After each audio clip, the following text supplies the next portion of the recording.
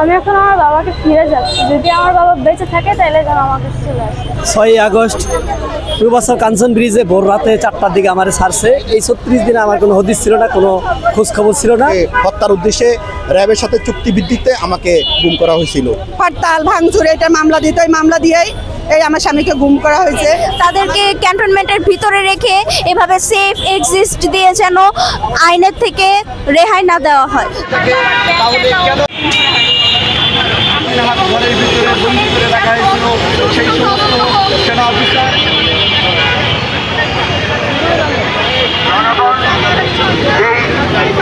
আমার স্বামী 2012 সালে আমার স্বামীকে গুম করা হয়, আর আমার দেবরকে 2012 সালে 3রা এপ্রিল গুম করা হয়।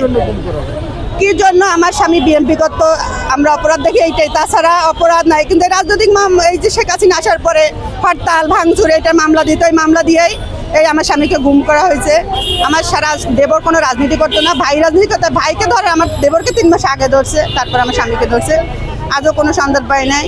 এই জিয়াউল হাসান নিজেই আমার স্বামীকে আমার দেবরকে গুম করছে। আর এই যে র্যাবের প্রধান যে জিয়াউল হাসান ছিল, এখন বর্তমানে যে আজকে জেল হাজতে আছে, ও নিজেই করছে। কারণ ওর ছোট ভাই জিয়াউল হাসানের ছোট ভাই বলছে যে আমার স্বামীকে নাকি মারা হয় না, ওকে ইন্ডিয়া নিয়ে গেছে। 36 দিন গুম ছিলাম। শেখ হাসিনা পালিয়ে যাওয়ার যেদিন পালিয়ে গেছে 5 আগস্ট, 6 আগস্ট পূর্বাচল কাঞ্চন ব্রিজে ভোর রাতে 4টার দিকে আমার ছাড়ছে। এই 36 দিনে আমার কোনো হদিস ছিল না, কোনো খোঁজ খবর ছিল না। আমি ছাত্রদল করতাম, ঢাকা কলেজ ছাত্রদলের একটা সভাপতি ছিলাম। আমার পরিবার আসলে বিএনপির সাথে জড়িত। এখন আছি শারীরিকভাবে মানসিকভাবে আমি অনেক ভারসাম্যহীন। ডাক্তার দেখাই দেশের বাইরে। আজকে এখানে আসছি। অবশ্যই যারা আইনশৃঙ্খলা বাহিনী যারা গুম খুনের সাথে জড়িত তাদের যেন সর্বোচ্চ শাস্তি হয়। এখন সে বেঁচে আছে কি মরে গেছে না, এটা আমরা কোনো সন্ধানই পাই না। আমি কি চাচ্ছেন?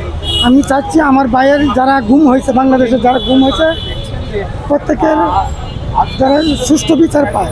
মানে এদের সাথে কারা জড়িত এদের বলতে পারবেন? আমার ভাইয়ের সাথে যে জড়িত আছে ইশতিয়াক, তৌহিদুল ইসলাম সুমন, মনিরুজ্জামান, সন্তোষ শর্মা, আরও আসাদুজ্জামান, আরও কয়েকজন আছে। এবং আমার মামলাটা আন্তর্জাতিক ট্রাইব্যুনালে আছে, তদন্ত চলছে। এই গুম খুনের সাথে যারা জড়িত তাদের বিরুদ্ধে সুষ্ঠু ব্যবস্থা গ্রহণ করা হোক, তাদের বিরুদ্ধে তাদেরকে আইনের আওতায় এনে যথোপযুক্ত শাস্তি দেওয়া হোক। তাদেরকে সেনাবাহিনীর আন্ডারে রেখে, তাদেরকে ক্যান্টনমেন্টের ভিতরে রেখে এভাবে সেফ এক্সিস্ট দিয়ে যেন আইনের থেকে রেহাই না দেওয়া হয়, তাদের যেন বিচার করা হয়। আমার বাবাকে 2019 সালের 19 জুন মিরপুর থেকে র্যাব দ্বারা গুম করা হয়। আমার পরিবারটা রাজনীতির সাথে বিএনপি এবং জামাতের সাথে সম্পৃক্ততা, এবং আর ব্যবসায়িক কিছু কোন দলে আমার ব্যবসায়িক পার্টনার এবং তার সাথে কিছু লোক এই আমাকে হত্যার উদ্দেশ্যে আমার অর্থ জমি জমা প্রজেক্টগুলো নিয়ে যাওয়ার জন্য এই আমাকে হত্যার উদ্দেশ্যে র্যাবের সাথে চুক্তিভিত্তিতে আমাকে গুম করা হয়েছিল।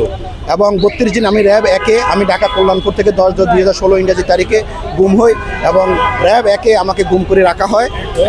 আমার যখন 2 বছর ছিল তখন আমার বাবা হারায় যায়।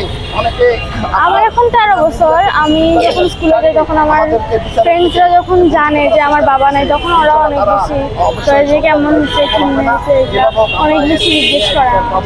তখন আমার খুবই খারাপ লাগে। তারপরে মাঝে মাঝে আমার বাবার কথা মনে পড়ে, আমি অনেক কান্না করি, আম্মুও কান্না করে, আমার বোনও কান্না করে।